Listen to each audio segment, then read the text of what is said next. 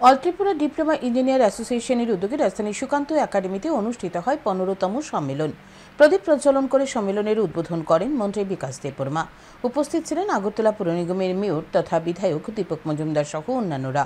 সম্মেলনের উদ্বোধনী অনুষ্ঠানে বক্তব্য রাখতে গিয়ে মন্ত্রী বিকাশ দেববর্মা বলেন, ইঞ্জিনিয়ারদের যে সকল সমস্যাগুলি রয়েছে সেগুলি নিরসনের চেষ্টা করবে বর্তমান সরকার। সরকার ইঞ্জিনিয়ারদের সাথে রয়েছে। বিগত সরকারের সময়ে ইঞ্জিনিয়ারদের উপর অনেক অত্যাচার হয়েছে, কিন্তু বর্তমান সরকার ইঞ্জিনিয়ারদের পাশে রয়েছে।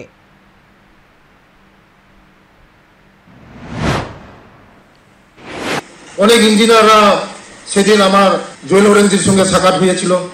আপনাদের যে যে অসুবিধাগুলো আপনাদের যে বলেছেন, বেতন কাঠামো, প্রমোশন, এগুলো আমরা দেখবো, সরকার আমরা দেখবো, আমরা বিবেচনা করব। তার জন্য আপনারা কাজ করুন, সরকার আপনাদের পাশে আছে।